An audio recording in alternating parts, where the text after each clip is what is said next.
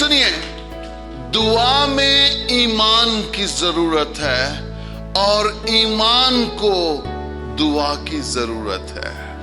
یہ دونوں اکٹھے چلتے ہیں.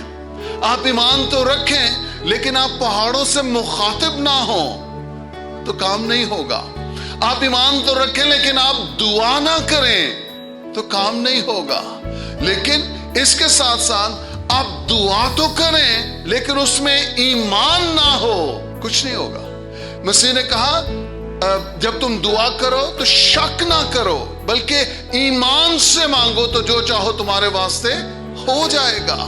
اس کا مطلب کہ آپ کی دعا کو ایمان کی ضرورت ہے اور آپ کے ایمان کو دعا کی ضرورت ہے، اسے ایگزیکیوٹ کرنے کے لیے، اسے سامنے لانے کے لیے. آپ ایمان رکھیں اور کسی کے سامنے بس کھڑے رہیں اور آپ اسے کہیں نہ، آپ دعا نہ کریں، آپ بولیں نہ، وہ پہاڑ ہی رہیں گے، وہ کبھی میدان نہیں ہوں گے.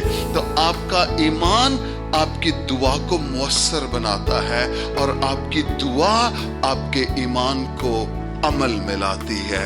Hallelujah, hallelujah, hallelujah. تو ایمان کے ساتھ ساتھ دعا انتہائی ضروری ہے اور دعا میں ایمان کا عنصر ہونا یہ بھی انتہائی ضروری ہے. مسیح نے کہا اگر تم میں رائی کے دانے کے برابر بھی ایمان ہوگا تو اس پہاڑ سے کہہ سکو گے.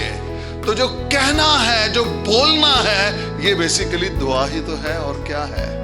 یعنی آپ اپنے پہاڑوں کے سامنے کھڑے ہیں اور اس سے کہہ رہے ہیں میدان ہو جا، سرک جا، ہٹ جا. یہ دعا ہے.